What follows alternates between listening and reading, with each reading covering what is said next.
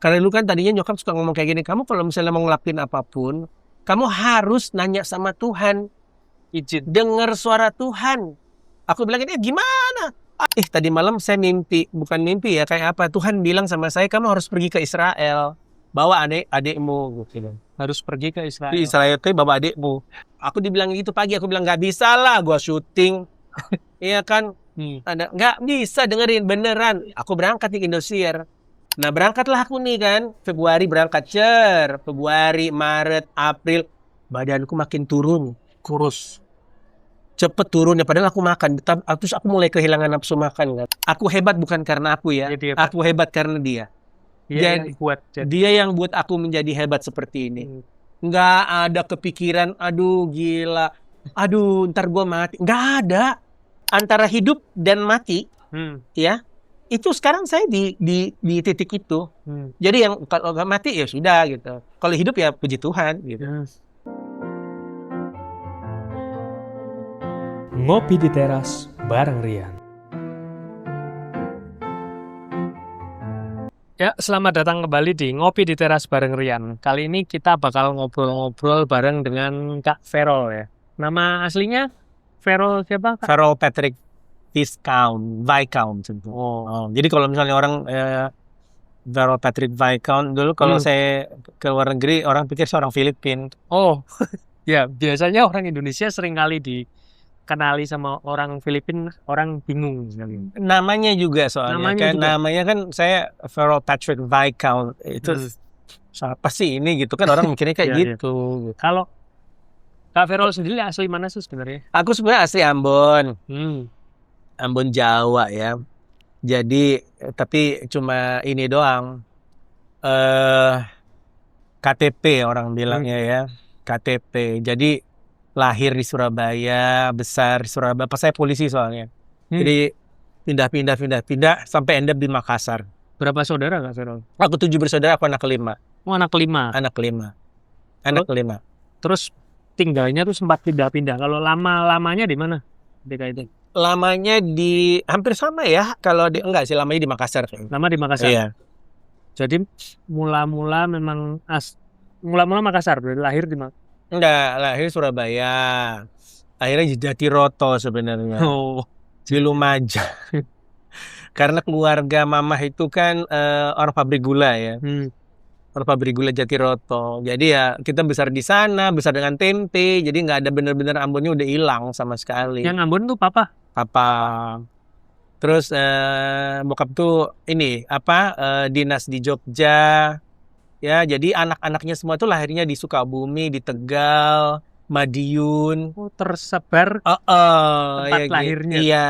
Nah, 2 yang terakhir itu lahirnya di Makassar. Kalau pendidikan sendiri Kak Verol dulu ngambilnya pendidikannya apa? Aku tuh awalnya sekolah tinggi pos giro. Jadi saya tuh pertama kerja tuh pos dan giro. Jadi PT Pos di Indonesia. Kantor pos itu? Iya. Sebagai apa itu Pak? Itu kan ada Diksar, Dikmen sama Dikti. Jadi pendidikan. Jadi kayak sekolah Telkom lah dulu kalau gitu ya. Ya, jadi itu kita kalau di Abri itu Akabrinya. Akabrinya. Iya, gitu. Terus Kak Verol itu memang dari basicnya keluarga Kristen dari kecil. Basicnya keluarga Kristen, tapi yang mengenal Kristen karena turunan. Karena turunan. Iya, karena turunan. Jadi saya akan akhirnya mulai mengenal Tuhan dengan baik, yaitu setelah saya di Jakarta. Jadi waktu kecil masih belum terlalu. Iya, ke gereja gitu ya, paduan suara gitu kan. Rutinitas saja. Rutinitas, tapi tidak mengenal Tuhan dengan baik gitu loh. Tapi setelah life is like roller coaster ya, naik turun. Ya itu baru terus aku mulai mencari Tuhan gitu loh. Terus Kak Verol ini setelah dari pos itu terus kerjanya katanya lama di kapal itu mulai. Oh, jadi aku kantor pos. Terus udah gitu aku mimpi bahwa aku tiba-tiba diangkat kursiku di Monas. Di Monas. Diangkat kursinya? Iya, kursi saya diangkat ditaruh di Monas. Terus aku bilang ini kayaknya ini tuh. Jadi saya mesti ke Jakarta, saya bilang. Karena papa saya meninggal tuh tahun 93. 93, sementara kita belum jadi semuanya. Jadi sebagai anak laki-laki saya berpikir bahwa gimana caranya saya harus bisa bantu kebutuhan keluarga. Apalagi ibu saya cuma ibu rumah tangga kan. Belum settle kan itu. Betul. Jadi ya udah, terus saya bilang saya harus ke Jakarta gitu. Jadi saya sempat pergi ke Jakarta ketemu teman-teman, terus aku udah nyanyi aja deh gitu. Mulailah nyanyi ngeband di Jakarta. Jadi dari corporate jadi entertain ya gitu kan? Betul. Sebetulnya di Makassar pun sebenarnya aku udah nyanyi, cuman Freelance. bukan freelance. Jadi ikut-ikut kejuaraan kayak bintang radio gitu, masuk di syuting di televisi gitu.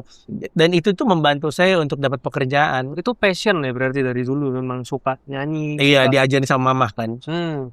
Kalau nggak nyanyi dicubit misalnya. Kalau nggak nyanyi dicubit. Terus di Jakarta mulai karir entertain itu. Mulai nyanyi ya, awalnya ya dari solo keyboard, terus tiba-tiba ketemu agent, terus agentnya mulai bentuk band, and then we're doing the band gitu, sampai pada satu titik di mana saya bilang, karena ibu saya ngomong begini, kalau lu artis kelas 1 nggak apa-apa, kalau lu artis kelas 4, what do you expect to be an entertainment gitu kan, entertainer. Ya aku mulai berpikir gitu kan, selesaikan aja kuliahmu gitu. Aku udah mulai ngambil S2 gitu kan, perkapalan, mesin dan Ngambilnya segala. perkapalan. Iya. Kalau S1-nya dulu perkapalan dia. Iya. S2 di Jakarta itu perkapalan. Udah kan, terus ya wes setelah itu tuh saya mulai bilang, padahal saya ada kontrak banyak tuh di beberapa stasiun TV. Oh, udah mulai agak naik gitu ya? Bu, naik banget. Kebetulan tuh saya adalah vokal direct AFI, Oh, Akademi Fantasi di AFI. Indosiar. Ya, saya sama Berta sama Mbak Tri Utami. Oh, pas naik-naiknya malah mulai kuliah. Iya, dan terus saya berpikir, aduh nggak deh gitu. Jadi saya waktu itu masih ada kontrak untuk Trans TV ya.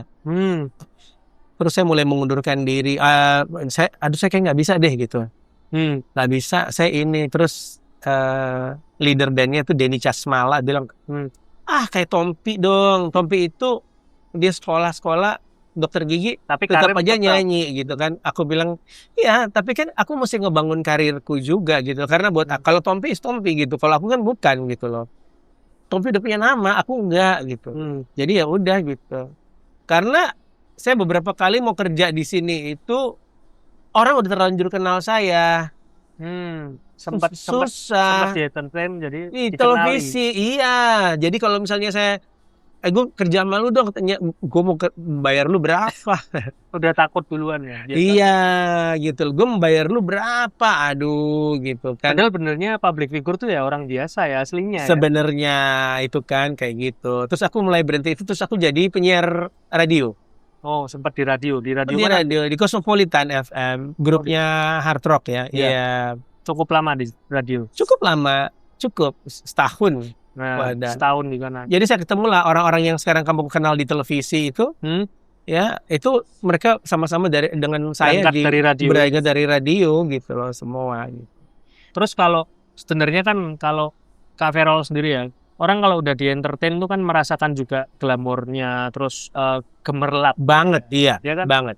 Itu ada nggak pengalaman kejatuhan di sana ketika itu? Oh iya, justru malah karena itu yang bikin saya akhirnya sadar bahwa ibu saya itu benar.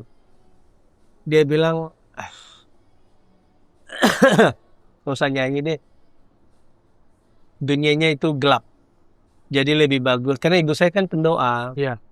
Jadi dia bilang sama kakak saya yang cewek. Jadi ya dia bilang, lo lebih bagus ini aja, kerja. Kalaupun nanti akhirnya lu harus nyanyi, ya, it will find the way. Pasti akan ketemu jalannya juga buat lu nyanyi. Gitu. Terus akhirnya aku melamar ke perusahaan kapal ya. Lama tuh setahun, aku sampai lupa. Setelah dari radio itu, apa masih di radio tapi posisi Masih. lamar gitu bro? Karena aku udah selesai nih kuliahnya kan, terus aku pikir, aku kayaknya nggak bisa kerja di Indonesia deh, nggak bisa, karena orang Dikenali udah. dikenali, jadi susah. Ya udahlah, aku harus keluar negeri gitu loh. Jalan satu-satunya. Terus aku melamar. Eh, Setahun loh. Setahun. Saya sampai lupa. Aku diteleponin, soalnya PT Sumber Bakat Insani gitu kan. Saya bilang, oh ya, ada apa ya?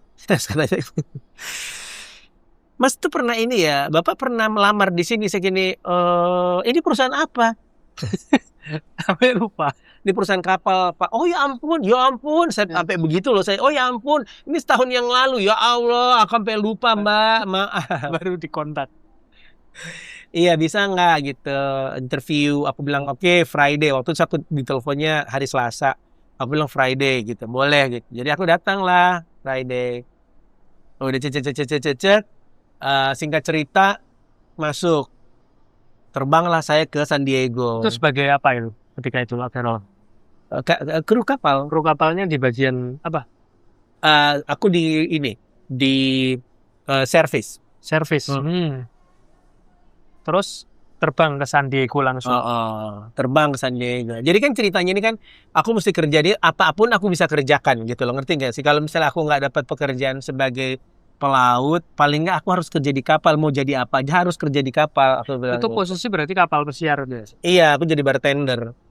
Posisi pertama jadi bartender. Padahal pengalaman Nggak ada. kan teknik perkapalan tapi bukan Nggak dari ada. manajemen Iya, perhotelan dan iya. sebagainya. Tuh, ya udahlah masuk aja gitu kan. Aku ingat banget itu waktu aku ngelamar. Ini pendeta yang tepat gereja saya ini dia bilang gini, kalau kamu mau melamar bawa tuh di sini tuh lamaranmu, terus angkat tinggi-tinggi, terus bilang Tuhan, nih kau lihat ini surat lamaran saya, CV saya, pasti dipanggil. Oh. Itu sebelum memang dibawa ke gereja dan Iya. ACC-kan ke Yesus. Di ACC dulu sama bos besar dong, ya kan? Kan tanya sama bos besar gitu. Itu posisi berarti ketika melamar itu udah mulai mendekat dengan Tuhan itu ya di Jakarta itu ya. Belum juga. Belum. Oh, Belum jadi juga. Oh, yang itu sudah mulai dekat sama Tuhan. Jadi sebenarnya itu sebelum itu kan aku di AVI ya. ya.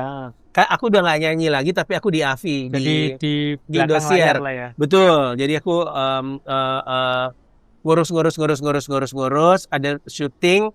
Terus tiba-tiba aku satu hari aku mau pergi ke Indosiar untuk syuting. Iya. Persiapkan anak-anak ini. Ini titik baliknya ketika mulai dekat itu.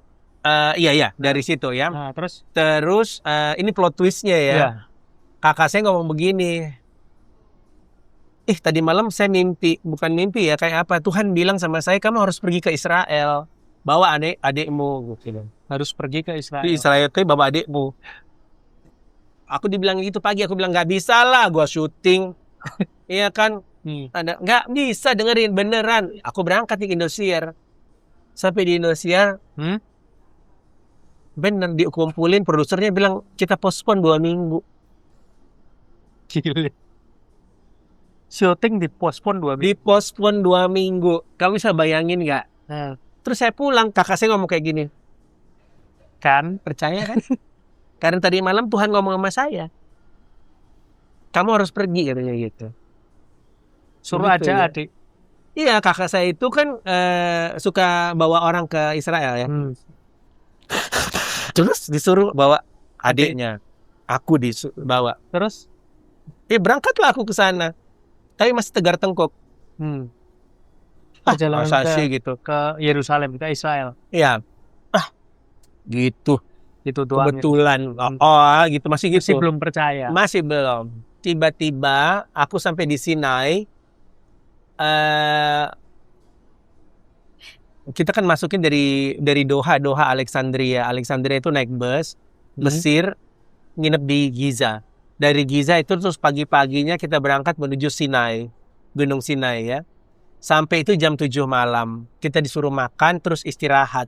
Jam 12 malam kita harus naik ke gunung, ke tempat mesbahnya Musa. Iya. Iya kan?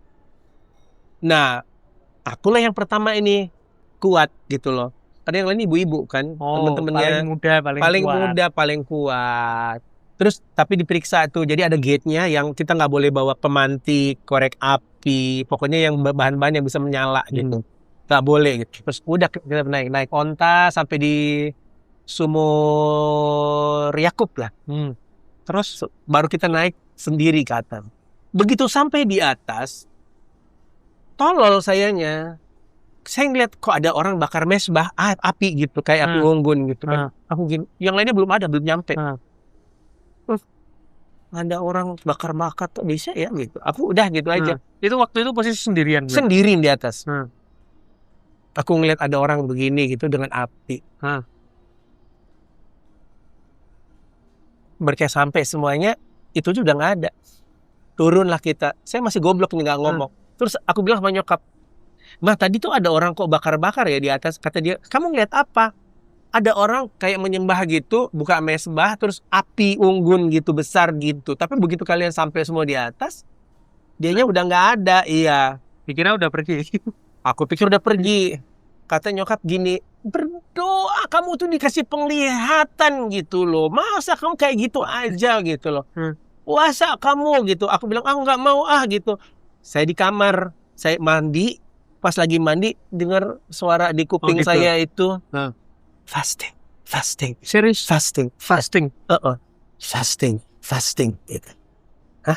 Terus aku bilang, aku disuruh puasa. Kata nyokap, iya udah puasa. Sampai masuk ke Tanah Kanaan, ke Eilat. Udah aku puasa dong. Sampai masuk ke Eilat kita. Begitu di Eilat, aku petantang-petenteng duluan lagi. Tapi udah puasa tuh. Puasa tapi petantang-petentengnya nggak nyampe.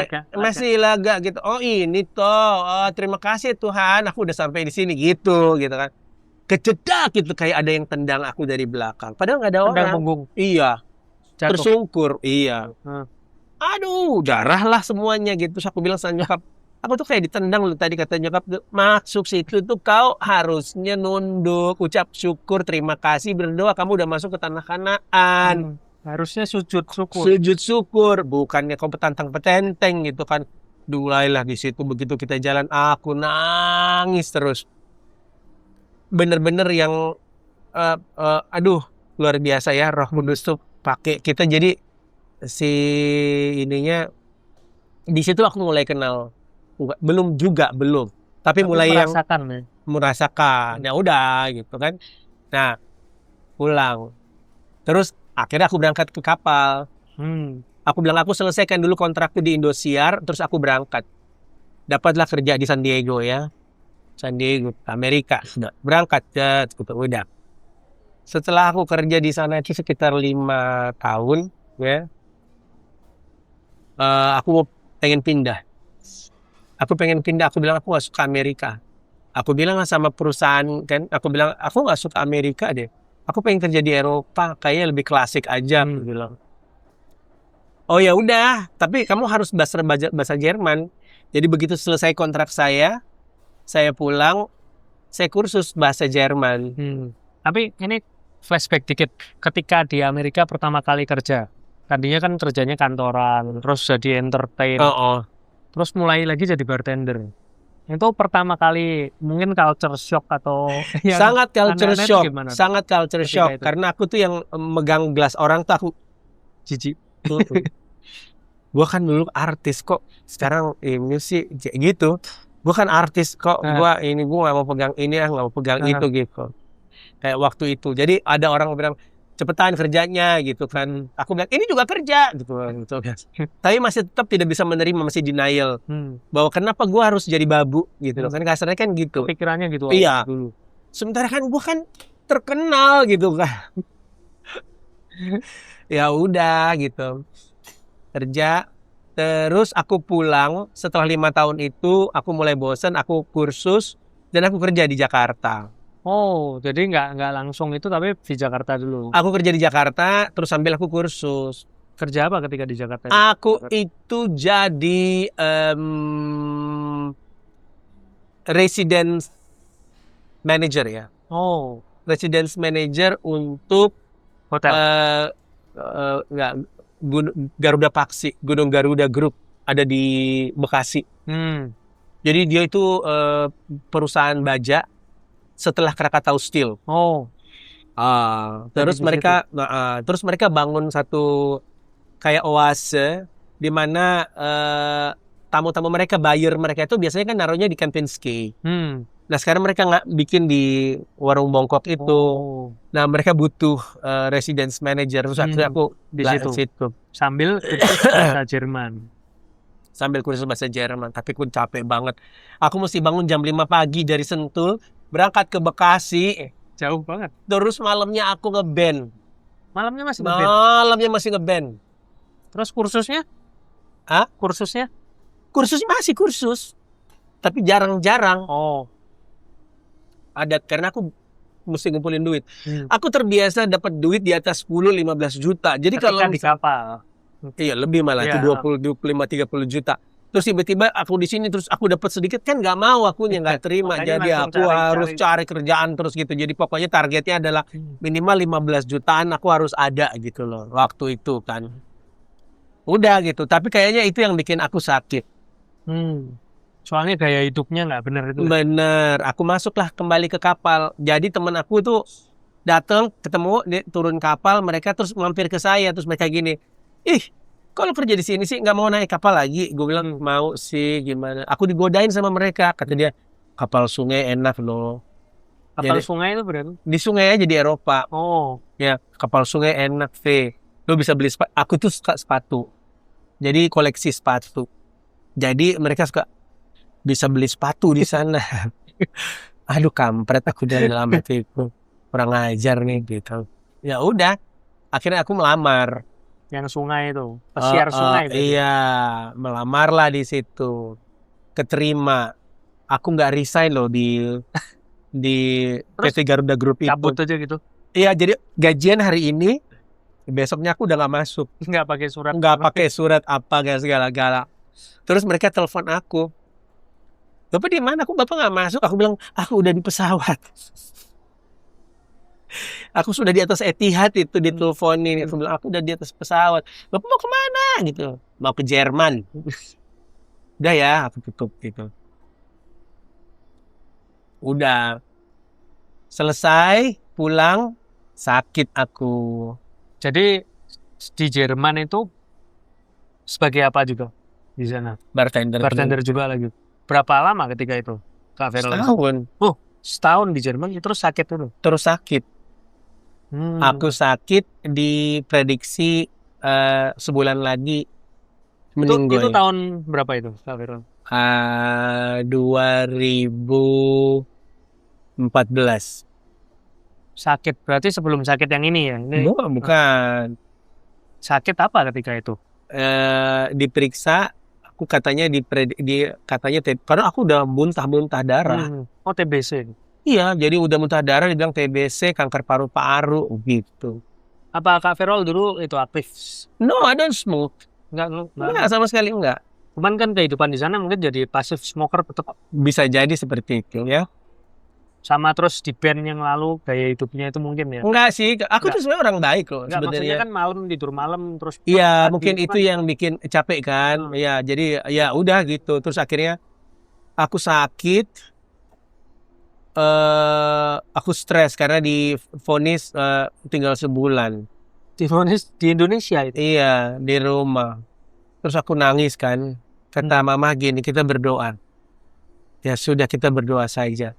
Aku mulai berdoa situ. Nah, disitulah plot twistnya. Aku mulai mendengar suara-suara. Karena dulu kan tadinya nyokap suka ngomong kayak gini. Kamu kalau misalnya mau ngelakuin apapun, kamu harus nanya sama Tuhan. Izin. Dengar suara Tuhan. Aku bilang ini gimana? Aku udah berusaha untuk berdoa terus dengar suara Tuhan. Nggak ada suara tuh gitu. Kurang ajar nggak sih ngomongnya kayak gitu ya? Nggak ada gitu. Nah, pas waktu aku sakit itu, jeder. Aku mulai berdoa. Yang nggak pernah berdoa itu tiap jam saya berdoa. Tunduk benar-benar. Benar-benar aku bilang, Tuhan, aku janji sama kau, kalau aku sembuh, kau berikan aku kesempatan untuk hidup, aku mau bekerja untukmu. Janji dari tahun 2014 ya? Udah. Jadi kayak gitu. Nah dari saat itu tuh, aku kan sempat jadi GM ya sebelumnya. Jadi aku kerja di Jakarta, terus aku jadi GM di Batik, anak perusahaannya Batik. Setelah dari Jerman itu ya? Iya, aku pulang, aku mau kursus kan. Kursus Jerman itu, sebelum ke Jerman berarti? Iya, jadi sebelum ke Jerman itu, aku sempat kerja jadi GM di anak perusahaannya Batik Air. Di Ada maskapai ya. Jadi mereka tuh bikin check-in city di Hotel Grand Kemang. Tapi mereka pengennya bikin itu kayak lounge di mana orang tuh datang check-in tapi mereka bisa menikmati Pekerjaannya suasana, hampir mirip-mirip yang lalu juga ya. Iya, jadi aku yang jadi GM, aku ngurusin ini, aku lumayan sih gitu. Aku dikasih duit banyak gitu ya untuk ngerjain itu. Ya udah. Terus ke Jerman sakit, terus doa beneran sampai tunduk itu dengar suara Tuhan. Ketika itu dengernya apa? Ketika bilang aku mau jadi bekerja untukmu, Tuhan. Jadi sebenarnya bukan begitu. Jadi aku tidur, tiba-tiba aku baca firman kan. Aku dapat di Yesaya. Aku lupa Yesaya berapa. Tapi ngomongnya gini. Jika engkau menjadi debu, siapakah yang akan memuji dan bersorak-sorai demi aku, demi namaku? Kalau aku menjadi debu. Nempel banget itu apa ayat itu. Itu nempel banget. Aku ngomong sama nyokap bilang tuh, kau gak akan jadi debu. Karena Tuhan masih itu. Terus aku dapat lagi firman yang berikutnya ngomongnya gini. Aku akan memindahkan maut daripadamu kepada orang fasik. Benar loh. Orang yang berusaha untuk ngambil posisi aku di GM itu mati. Wow.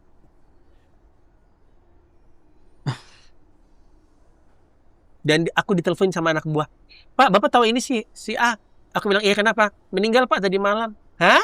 Kan dia udah gantiin aku jadi GM. Iya, dia meninggal tadi malam Pak, serangan jantung. Wow. Itu terus akhirnya ya udah, terus di situ aku mulai percaya. Dan akulah mendengar. Oh, mama saya ngomong begini. Kamu Mam doa tadi malam, Tuhan bilang begini ke nyokap, kamu melayani aja, sembuhkan orang sakit, doakan apa anakmu aku yang pelihara.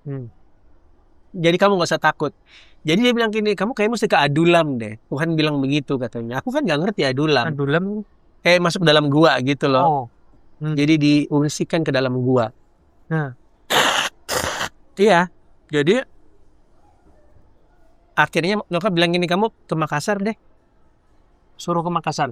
Ya, bokap kan meninggalnya di Makassar. Jadi waktu misalnya ke Makassar, aku udah siapin baju meninggal. Serius, baju buat kalau aku gitu. mati, aku pakai baju ini ya. Udah siapin. Udah. Soalnya ke Makassar tuh kayak pulang udah bikin. Sudahlah, aku mau dikubur di situ. Iya, aku merasakan seperti itu kan. Aku mau enggak lah, kamu tuh mau di Adulam aja gitu. Tuhan mau berbicara sama kamu langsung. Mamaku ngomong begitu. Aku masih enggak mudeng. Iya. Sampai di Makassar, di situlah aku mulai mendengar suara Roh Kudus. Yang tadinya nggak ngerti. Jadi aku masih tidur gitu ya. Terus roh itu menyanyi dan aku mendengar. Nyanyi. Aku bernyanyi bahagia gitu. Terus aku kaget. Siapa itu? Suara siapa itu? Di dalam sini. Oh, aku dengar gitu. Bener-bener aku dengar di telinga gitu. Memuji Yesus selamanya. Aku bilang, aku tidur lagi setiap malam gitu. Lagunya sama terus. Ganti-ganti. Puji-pujian gitu loh. Tapi kan aku, itu yang namanya Roh Kudus ya. Kan aku kan gak menyanyi. Iya. Tapi aku mendengarkan ada suara menyanyi. Itu. Tiap malam. Mulailah terus aku berobat sama dokter. Dokter bilang ini periksa di Rumah Sakit Indonesia Timur di Makassar. Toraks ya. Kayaknya ini dicek TBC. lagi. Begitu periksa selesai. Nah aku ini kan waktu kerja di kapal tuh kan udah terbiasa ngelihat hasil medical check up. Udah tahu lah. Ya jadi begitu setelah 3 hari aku ngelihat aku gini, kok bersih? Medical check up-nya tuh bersih. Hasilnya bagus. Aku bilang sama kakakku bilang ini jangan canda lu. Aku bilang ini beneran, ini bersih kata dia. Tapi kok kamu lemas? Aku bilang nggak tahu. Kita ke dokternya aja. Begitu dokternya pas buka gini kan haji bu dokternya ya. Astagfirullah, astagfirullah gitu kan. Aku bilang kenapa dok? Katanya kau tuh nggak ada apa-apa, nggak sakit. Cuma kayak radang aja. Ini obat. Aku langsung dikasih obat. Padahal tuh beratku waktu itu 45 ya. Itu turun sampai segitu. Iya, aku diginiin aja jatuh. Aku waktu terbang dari sini ke Makassar tuh pakai kursi roda, udah nggak bisa duduk, tulang aja. Jeglek gitu kan, bersih, dikasih obat dalam seminggu naik, jadi 57 ke 60. Kenceng banget naiknya. Oh, jadi 45, terus minggu naik ke 57, 60. minggu berikutnya 60. Wow. Terus minggu berikutnya 72. Tambah tabun nih. Luar biasa ya. Disitulah terus aku gini. Akhirnya aku bilang begini, Tuhan terima kasih seperti janji saya gitu loh. Kemanapun saya pergi, saya tidak akan pernah lupa untuk bertanya padamu. Kau yang tuntun aku sama seperti engkau tuntun bangsa Israel. Siang dengan tiang awan, malam dengan tiang api. Wow. Iya, tapi itu dengan nangis-nangis darah nangis-nangis tanah itu udah bener-bener yang pokoknya semuanya udahlah gitu. Tapi itu penyembuhannya termasuk instan banget ya ketika Aku ke gereja setelah itu. Aku berdoa di Makassar. Pendetanya ngomong begini sama saya. Kalau kamu yakin kamu sudah sembuh, jangan doakan lagi kalau kamu minta kesembuhan. sudah cukup. Sudah selesai toh. Sekarang jadi sebelum itu kan aku harus berangkat ke Jerman. Balik lagi ke tempat yang lama. Harus berangkat ke Jerman ya. Tapi karena aku sakit, aku nggak bisa Extend di sininya. Padahal tiketnya besok. Aku harus terbang ke Köln. Aku bilang aku nggak bisa. Biasanya kalau kita suka kayak gitu, biasanya ya udah lu gugur gitu loh. Dianggap mengundurkan diri. Tapi waktu aku bilang aku sakit, dia bilang gini, ya udah kamu sembuh dulu, nanti kalau udah sembuh baru kamu kabarin gitu. Wow, udah gitu aja. Nah, waktu di pendeta itu di gereja, kalau kamu udah sembuh, jangan minta kesembuhan lagi gitu. Tapi kan aku masih lemah, jadi kan aku pikir aku masih sakit kan. Jadi kalau Tuhan kau sembuhkan aku. Tapi aku ingat itu pendeta ngomong kayak gitu, mintalah yang kau butuhkan, bukan apa yang kau inginkan. Disitulah terus aku bilang gini, Tuhan aku udah sembuh. Walaupun dalam kelemahanku, itu hanya kedaginganku. Tapi aku percaya kau sudah menyembuhkan aku gitu loh. Nah, sekarang yang aku minta adalah kau pulihkan pekerjaanku. Pulihkan pekerjaanku. Seminggu setelah itu dapat email. Are you ready to go on board? Aku yang Puji Tuhan banget. Jadi miracle yang aku dapatkan itu luar biasa loh. Nah, salah satu itulah yang terus akhirnya aku cerita ke Vivi ya. Iya. Aku cerita ke Vivi bahwa ikut Yesus jangan setengah-setengah. Jangan setengah-setengah. Ya. Karena kalau kamu setengah-setengah, hidupmu kayak roller coaster, lu akan pusing kepala, sakit jiwa. Karena lu mengandalkan kedagingan lu. Lu semua masalah lu tumpahkan kepada diri lu, jadinya akhirnya lu sakit. Padahal kita punya Bapa yang luar biasa. Semua disediakan juga. Semua disediakan, kita serahkan semua bilang Tuhan, saya percaya semuanya sudah kau sediakan, ya. Kalau pintu sudah kebuka, nggak ada yang bisa menutup, ya kan? Setelah itu berangkatlah ke Jerman. Aku nangis tiap malam di kapal. Aku closing dan segala. Terus aku keluar gitu ya di atas di anjungan. Aku lihat ke langit. Aku bilang ini, Tuhan Yesus kau baik. Tuhan kau sungguh baik. Kau luar biasa bagi hidupku gitu loh. Kau selamatkan aku, selamatkan jiwaku. Berarti kau juga akan menyelamatkan keluarga aku. Berkumpul di bumi, berkumpul di surga. Punya rumah di bumi, punya rumah di surga. Itu. Sampai hari ini. Wow. Terus di Jerman itu sampai berapa lama ketika di Kak Vero? Aku kan 9 bulan, 10 bulan. di sana? 10 Setelah itu? bulan 2 bulan pulang, 10 bulan 2 bulan pulang, 10 bulan 2 bulan pulang. Wow. Gitu. Nah, terus kemarin itu nah, jadi setiap kali aku berangkat itu kapal aku itu kan pasti stop di Amsterdam ya. Iya. Aku ingat Vivi, aku bilang Vi, aku mau ke rumahmu Vi. Main aku ke rumah Vivi. Sandar pasti di Amsterdam. Pasti Amsterdam. Jadi dari rumahnya dari Amsterdam itu Java Kade, aku naik kereta ke Almere Parkdijk. Ya, sekitar 30 menit dari Ketika sandar tuh berapa lama sih? 2 hari kan. Oh ya, 3 lama ya. hari. Berarti bisa kemana-mana ya. Oh iya, bisa Terus kemana-mana. itu mampir di tempat. Nah, si Vivi itu kan hidupnya roller coaster juga nih, banting-banting gitu kan. Walaupun dia bilang katanya, iya ini gue sebenarnya gue percaya gitu loh. Ya percaya gitu loh. Tapi dalam hati, aku belum sempat ngomong. Aku nggak mau ngomong, jangan takut tersinggung kan. Iya, iya. Kalau percaya saja ya, belum cukup untuk sebagai anak Tuhan. Ya kan? Belum cukup kalau kamu cuma percaya aja. Sekarang selalu percaya, lu harus ngejalanin. Kalau kita sebagai anak Tuhan loh ya. Kalau mereka kan masih ya percaya aja gitu. Jadi masih setengah. Iya. Masih di 2 kaki. Masih 2 kaki. Dia gitu. Nah, dia mulai nanya, Tritunggal.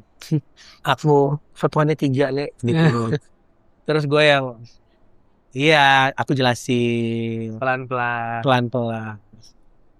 Walaupun aku jauh, kita WA-WAan, telepon-teleponan. Terus dia sampai bilang gini, gue tuh bingung ya. Setiap kali gue dalam kesusahan,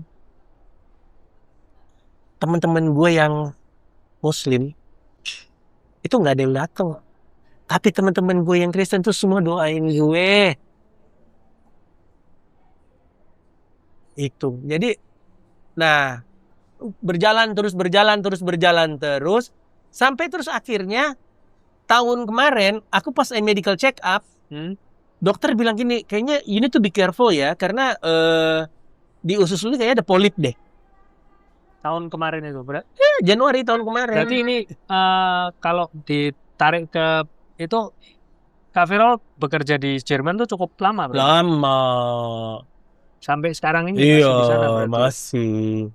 Terus di pas tahun kemarin itu check up ini. Kan mesti naik itu kan harus check up kan. Ya, Terus dibilang kayak gitu. Tapi aku kan yang, terus aku mulai minum obat-obat inilah. Minum obat-obat kayak Bajaka apa gitu. Oh ya, obat-obat alternatif. Mamaku ngomong begini sebelum meninggal. Kan saya udah minum Bajaka itu Mama sekitar meninggal tahun 2023. Oh. Nah sebelum itu aku sudah mulai minum sebenarnya. Dia ngomong apa tau gak? Kamu kanker. Sebelum meninggal ngomong gitu. Ngomong gitu loh mamaku. Terus Kamu Kak Firol kanker ngomong ya? gimana? Enggak lah. Ya kamu, aku ngeliat ya jaga aja gitu. Jadi jangan sampai terus akhirnya ini. Mama bilang gitu. Mama bilang begitu. Nah berangkatlah aku nih kan. Februari berangkat Februari, Maret, April. Badanku makin turun. Kurus. Cepet turunnya. Padahal aku makan. Terus aku mulai kehilangan nafsu makan kan. Padahal di sana juga gaya hidupnya maksudnya nggak ya sehat-sehat aja. Sehat-sehat aja. Tapi yang ngerinya, aku sampai hari ini tuh akhirnya aku nggak mau makan nasi, tapi demen banget makan kue manis-manis kalau gitu. di sana, kan? Jadi rupanya penyakit itu yang minta gula terus. Kayak gulanya nggak pernah cukup gitu. Iya, jadi aku selalu beli kue, makan gula apa gitu. Kayak ngidam manis-manis terus gitu. Sekarang aku baru tahu, aku membesarkan kanker itu. Dari dulu berapa Nah, tahun? tapi kan aku kan belum tahu karena itu kanker kan. Nah, terus akhirnya tiba-tiba aku ditransfer dari kapal di Jerman ke Prancis. Dipindahkan. Karena rupanya ada staf orang Turki yang sakit. Ya, dengan posisi yang sama. Jadi aku ditariklah ke sana, jegret gitu. Oh ya udah, terus aku ke sana. 3 hari loh. Baru 3 hari aku pup darah di Prancis itu. Nggak ada fasesnya nggak, tapi darah aja blok gitu. Terus aku kan anemia, kedinginan. Lagi winter di sana? Enggak. Enggak, belum winter. Tapi anemia itu. Tapi airnya dingin gitu loh, tanganku. Gigil terus. Aku gigil terus. Udah terus aku bilang gini, kayaknya aku mesti pulang ini. Aku mesti pulang, tapi aku takut. Karena kalau misalnya aku tidak pulang, tapi itu ada dua suara loh. Suara satu ngomong kayak gini, kalau lu pulang lu gak punya duit. Tahan aja lagi 3 bulan. Itu kalau aku tahan 3 bulan, mati ya. Mati di sana kan. Terus suara satunya? Pulang dulu, kau sembuhkan, berobat. Kan bisa naik lagi tahun depan. Bijak sekali ya. Suara yang baik. Suara yang baik. Udah kelihatan sih yang mana yang harusnya dipilih. Akhirnya aku datang ke kapten, aku excuse ke kapten. Terus kapten bilang apa? Terus aku ngeliatin foto yang pas aku pup darah itu open foto. Oh, this is danger. Kapten itu orang Rumania. This is danger. You need to go home. Aku bilang iya, aku mesti pulang. Tapi aku punya barang-barang masih ada di Jerman, di kapal Jerman. Jadi gimana? Kirim aku ke kapal Jerman itu biar aku dari Jerman itu aku pulang. Packing. Ya. Aku nggak mau pulang dari Charles de Gaulle. Aku bilang, aku mau pulangnya dari Frankfurt aja. Aku bilang. Ya udah, terus akhirnya aku pulang untuk grad. Sampai di sana, aku dikasih business class. Wow. Singapore Airlines. Karena sakit kan. Tapi aku udah nggak bisa menikmati ya, soalnya badannya udah nggak enak. Aduh, aku begini, kiri, kanan, sakit dan segala-segala. Terus aku kan excuse sama adik-adikku. Iya. Bless me. Aku sorry ya. Ya, nggak apa-apa. Aku excuse sama adikku. Jangan BPJS katanya. Kita belum tahu sakitmu apa. Lebih bagus berangkat aja ke Malaysia. Langsung ke Malaysia. Ya, aku pulang Jakarta, aku daftar, terus aku berangkat ke Penang. Aku ambil medical check up. Begitu sampai medical check up, nggak selesai. Cuman toraks, darah, sama USG diberhentiin, terus dibilang gini, dokter want to talk to you. Aku bilang, oh ya. Begitu saya ketemu sama dokternya, Dokter Oe. Kenapa dokter? Kata dia, I think there's something problem in your colon ya. Aku akan kirim kamu ke dokter onkologis. Aku bilang, aku ada janji buat besok. Kata dia, not tomorrow, today, should be. Otherwise it's danger. Gitu ngomongnya. Oh ya? Iya. Jadi aku langsung ketemu sama dokter, diperiksa, terus dokternya bilang gini, kita biopsi ya. Begitu ngomong biopsi, aku udah langsung mikir, Mamah dulu ngomong. Pasti ini udah kanker ini. Tapi aku accepted. Oh, di situ udah penerimaan. Aku menerima langsung. Accept. Jadi begitu selesai itu, tanggal 4 itu, tanggal 5-nya aku disuruh puasa, tanggal 6-nya itu aku kolonoskopi endoskopi, tanggal 7-nya itu aku baru kasih tahu kan, you cancer, dalam logat Malaysia gitu kan, you cancer, stage 3. Stadium 3. 1 more centimeter katanya, itu gonna touch your lymphoma, getah bening. 1 senti lagi. Jadi gimana? Ya kamu mau operasi, kalau surgery harus, katanya kalau terlambat, ini berkembangnya cepat banget. Terus aku bilang sebentar ya, aku gak punya duit ini, aku bilang gitu. Aku tanya dulu adekku, coba tanyain di Jakarta berapa? Sekitar 350, 400 siapin. Terus aku tanya sama dia, di sini berapa? 110 juta. Jauh sekali. Jauh sekali kan? Ya udahlah, aku bilang aku di sini aja deh gitu. Terus aku bilang, tapi aku tak punya duit. Kata dia, jangan mikir duit dulu. Yang penting you sembuh. Sembuh boleh bayar cicil. Udah, akhirnya langsung tanggal 7-nya aku dioperasi tanggal 12 sampai jam 3. Tapi sebelum itu aku angkat perjamuan kudus sama hosti, aku berdoa. Aku bilang, aku percaya Tuhan, aku tidak terkapar di ruang ICU, tidak terkapar di rumah sakit lama, tidak terkapar di ruang operasi. Aku selesaikan semuanya. Nah, dokter anestesinya bilang gini, nanti kalau misalnya udah selesai, kita ngelihat fisik dulu ya. Kalau fisiknya lemah, aku ngeliat kamu kayak fisiknya lemah. Nah, kita akan observasi dulu kamu masuk di ruang ICU selama 3-4 hari. Ya, pasti dimasukin selang-selang lah gitu. Ya, tapi aku langsung bilang ini, tidak Tuhan, kau berkuasa atasku. Bukan iblis yang berkuasa. Udah, operasi jam 3 sore aku ditepuk-tepuk pipinya. Aku bilang udah selesai katanya. Udah. Terus aku masuk ICU katanya. Taklah katanya, kau kuat katanya. Jadi udah langsung balik ke kamar lagi. Jadi aku kembali ke kamar. Enggak ICU. Tanpa ICU. Jam 3. Terus istirahat jam 6 tuh dokternya datang yang operasi aku. Dipukul ini perut saya aduh, aku kata dia, wah, no. Terus aku buka, aku bilang ini operasi besar kan? Iya. Terus aku buka ininya, perutku kok nggak ada perban-perban gitu kan? Terus aku bilang, dokter, ini kok nggak ada perban-perbannya gitu? Karena kita operasinya dengan laser. Oh, di laser doang. Di laser, set, dipotong, ditutup juga dengan jadi gitu. Jadi bersih. Itu Nggak ada robat. bekas. Robat yang jadi nggak ada bekas. Wah, gila. Bayangin dengan 110 juta laser, ya kan? Ya udah, begitu udah selesai tanggal 7 selesai, tanggal 8 aku disuruh puasa. Tanggal 9 aku sudah boleh makan nasi. Aku bilang serius makan. Tanggal 10 aku boleh pulang. Cepet ya berarti. Cepet banget. Tanggal 10 aku boleh pulang. Aku bilang aku boleh pulang ya, iya. Tapi jangan pulang dulu ya. Nginep di hotel aja dulu nih. Kan gratis hotelnya. Dikasih gratis sama rumah sakit 2 hari. Nah baru aku pulang tanggal 12. Wow. Dan tanggal 12 naik batik Ke Indonesia. Dari Penang ke Jakarta. 5 hari proses operasi. Iya. Cancer. Dia bilang setelah operasi 4 minggu kemudian kamu harus kemo. 4 minggu kemudian harus kemo. Harus kemo. Nah, aku kan nggak punya BPJS. Aku pikir ya sudahlah kalau kemo bisa pakai BPJS kali ya gitu. Wah, aku cakar-cakaran gimana sih ngurus BPJS gitu kan. Karena nggak punya kan. Karena aku kan punya asuransinya Allianz. Karena lama di luar negeri. Iya.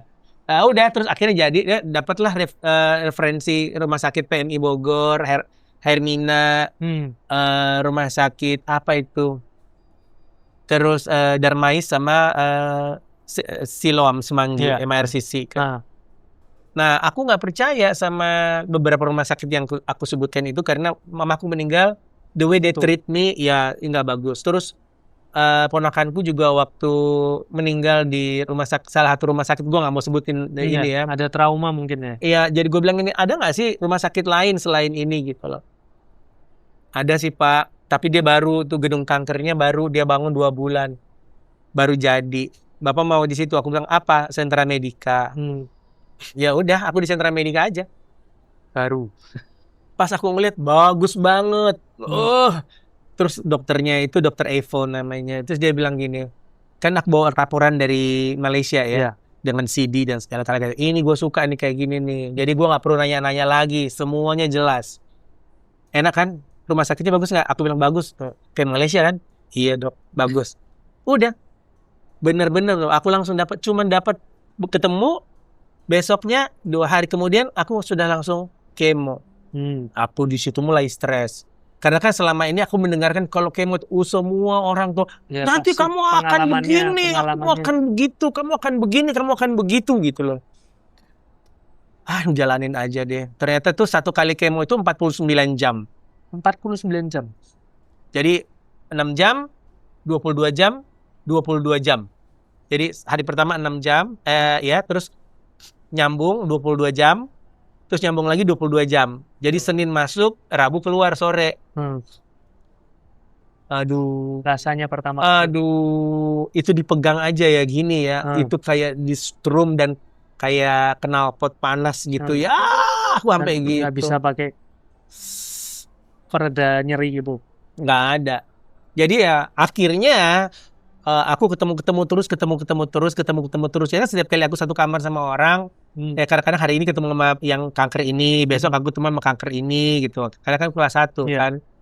Cuma berdua, kalau BPJS kelas 1 itu 2 orang, 2 pasien 1 kamar. Di situ aku tahu bahwa ternyata banyak orang meninggal itu karena kemonya. Oh, karena kemonya.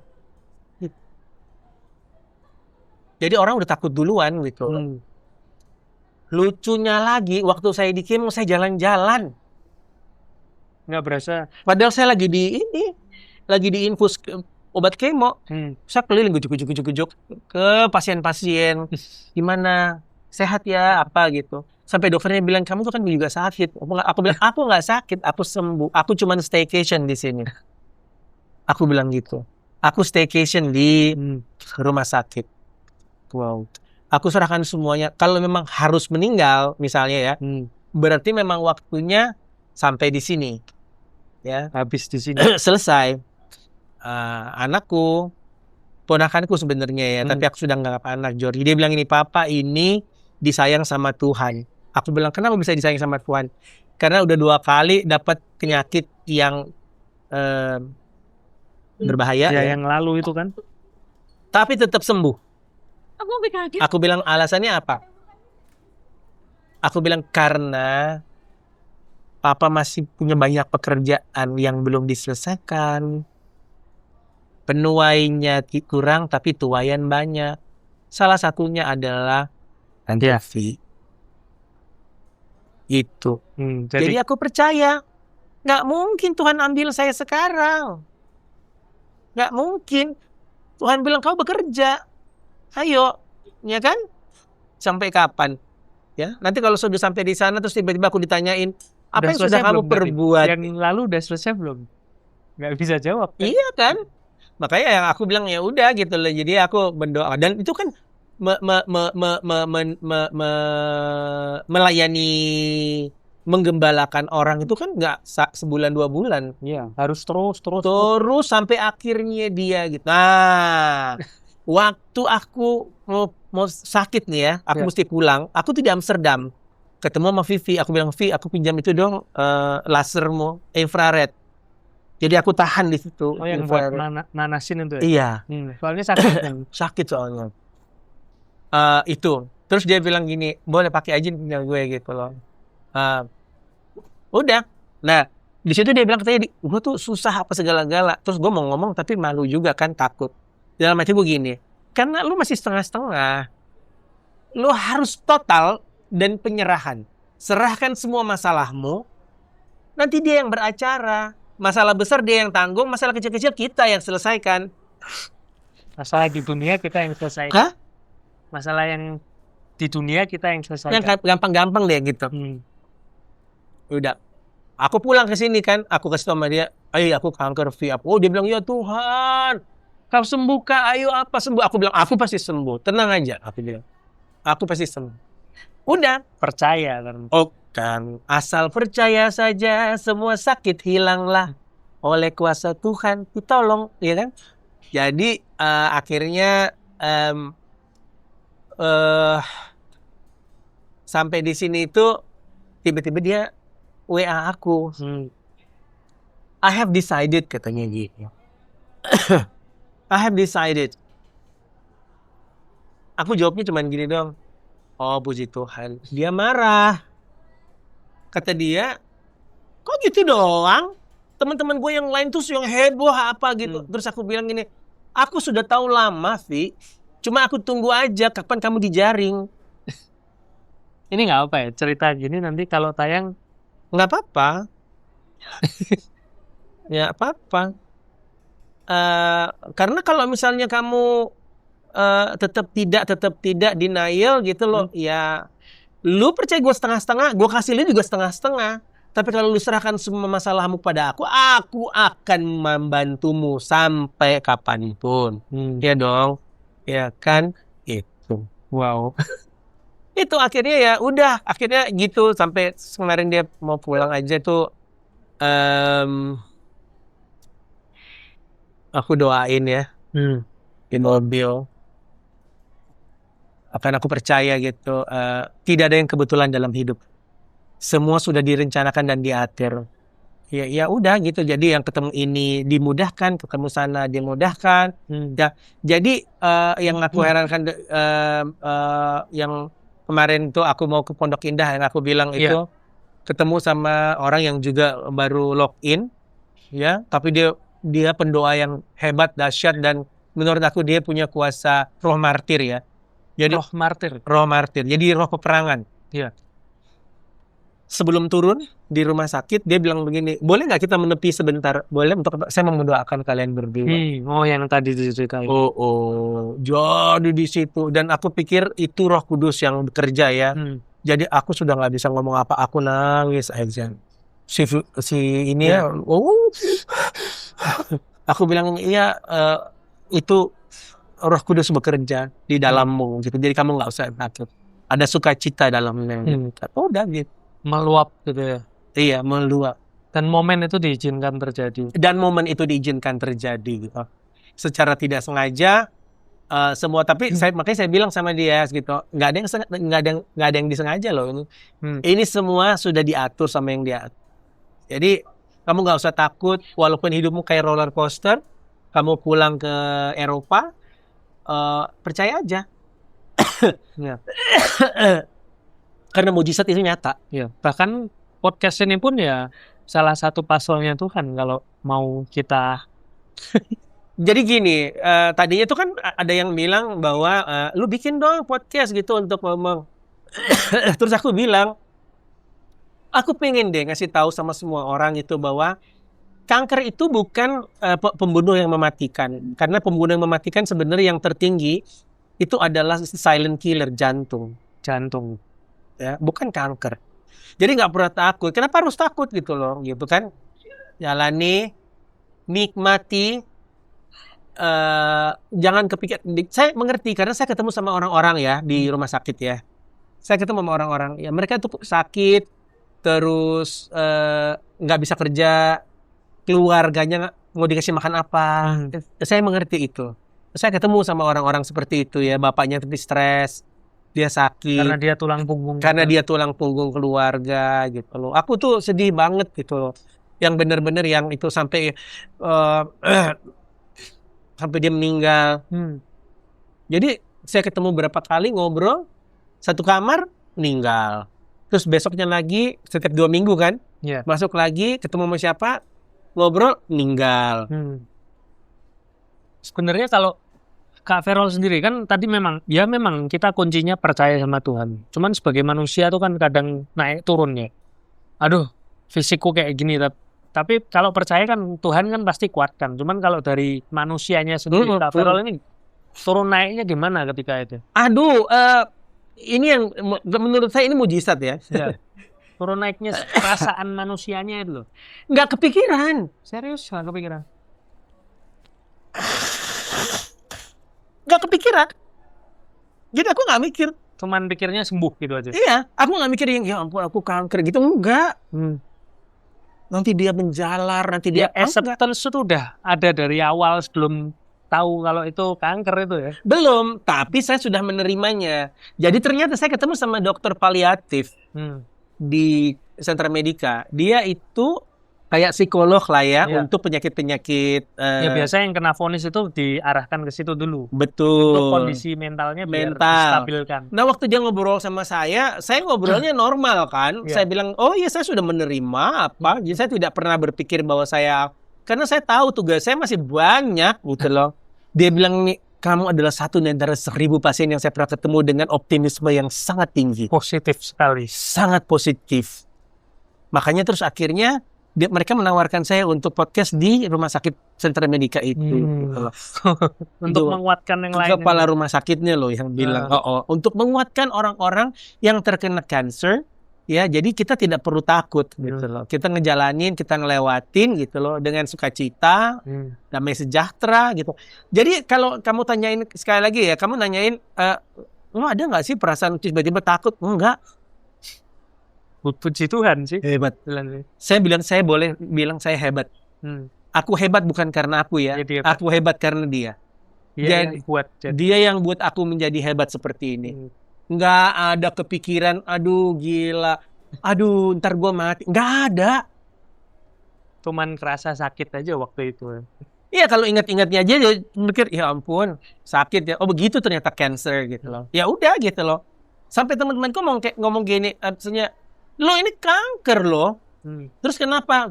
Kok lu nggak ada khawatirnya? Gue bilang, ya kalau misalnya sudah harus selesai, kontrak saya udah selesai ya pulang. Kalau misalnya belum selesai, aku harus menyelesaikan tugas-tugas gue ya jalani gitu. Wow. Aku sekarang ya antara hidup dan mati, ya itu sekarang saya di titik itu. Jadi yang kalau nggak mati ya sudah gitu. Kalau hidup ya puji Tuhan gitu. Jadi udah nggak ada ketakutan, nggak ada. Jadi kalau aku dengar orang kemarin ini ada yang meninggal, kenapa kanker? Oh gitu. Ya. Bukan yang prihatin atau gimana ya, maksudnya ya memang seperti itu gitu. Jadi karena aku tahu cancer itu, jadi akhirnya begitu ada yang meninggal, kayak temanku tadi tuh WA, temanku meninggal nih karena PD darah. Iya. Kok bisa? Kenapa nggak di kemo? Telat ketahuannya. Loh, PD itu kan kalau sakit, itu kan sakit banget. Dia kaku, keras, dan sakit. Nggak mungkin kalau dia nggak tahu. Mungkin dia diam-diam kali. Kan kadang-kadang ada orang yang rasa sakitnya. Jadi untuk tanggap itu ya memang harus rasa sakit jangan ditolerir. Jangan. Apapun itu ya. Karena bisa muncul nggak karena gaya hidup juga, tapi bisa faktornya banyak. Banyak faktornya. Jadi aku akhirnya tahu bahwa daging merah nggak boleh, ya. Gula pasir tidak boleh, makan setengah matang nggak boleh, makanan yang dipanasin 2-3 kali tidak boleh, kurangi tepung dan nasi, kurangi, bukan tidak boleh, kurangi. Kalau mau makan gorengan, minyaknya jangan yang hitam. Itu dari edukasi dari rumah sakit itu. Iya. Dan saya ini orang yang mau belajar. Jadi begitu saya tervonis, saya langsung buka laptop saya, terus saya mencari tahu tentang musuh saya. Ini kan musuh saya. Iya. Bagaimana kamu bisa mengalahkan musuh kalau kamu nggak tahu bagaimana mengatasinya? Pelajari musuh. Aku pelajari musuhnya. Jadi aku pelajari. Yang aku ngelihatnya adalah orang terlalu takut dengan makanan. Ya, wah boleh makan ini, harus rebus. Padahal sebetulnya yang paling inti itu adalah gula. Ngurangin gula. Gula sama sekali tidak boleh gitu. Ya, karena manis-manis tuh bikin kayak bahan kimia, bahan pengawet, berarti mie nggak boleh. Ya. Mie yang instan yang pengawetnya banyak juga nggak boleh, ya. Gitu. Jadi aku langsung tahu gitu loh. Makanya ya di ini bakmi Polim ada shirataki. Mie shirataki. Oh iya. Mungkin teman-teman kalau yang belum tahu, Kak Ferol ini ownernya bakmi Polim. Sekalian bukan owner. Apanya? Aku ini lebih ke konsultannya. Konsultannya bakmi Polim. Jadi ada 3 cabang ya? Iya, ada 3 cabang. Food consultant ya? Oke. Itu. Ya nanti tapi ya Jakarta gitu. Yang punya juga keluarga-keluarga juga kan. Sama aja juga. Terus setelah memang sudah tahu pantangan, terus sekarang juga lagi pemulihan ya? Iya, masa pemulihan berarti. Masa pemulihan. Jadi masa pemulihan itu ya aku mesti jaga makan gitu loh. Ini kayak ini sekarang aku gak jaga makan pertama, kedua adalah aku puasa intermittent fasting. Intermittent fasting. Itu kan bagus. Jadi puasa 16 jam, makan 8 jam, puasa lagi 16 jam, makan 8 jam. Jadi aku pelajari bahwa ternyata cancer itu dia makan dan berkembang, makan gula berkembang itu kalau gula yang kita makan dalam satu hari itu lebih dari 25 mg. Padahal minuman kemasan itu minimal 20 gram ke atas. Exactly, ya. Nah, dia hidup gitu loh. Nah, makanya kalau di bawah itu nggak apa-apa karena kanker itu tidak bisa tumbuh kalau gulanya kurang. Dia mati. Jadi mengurangi gula itu bisa mengurangi pertumbuhan sel. Betul. Ya itu tapi memang di makanan kemasan banyaknya ya tinggi-tinggi itu semua. Ngeri banget kan. Baca itu ya. Makanya sekarang tuh aku yang itu, aku juga sempat masih tetap komunikasi dengan dokter-dokter tuh yang ada di sini dan juga yang ada di Penang.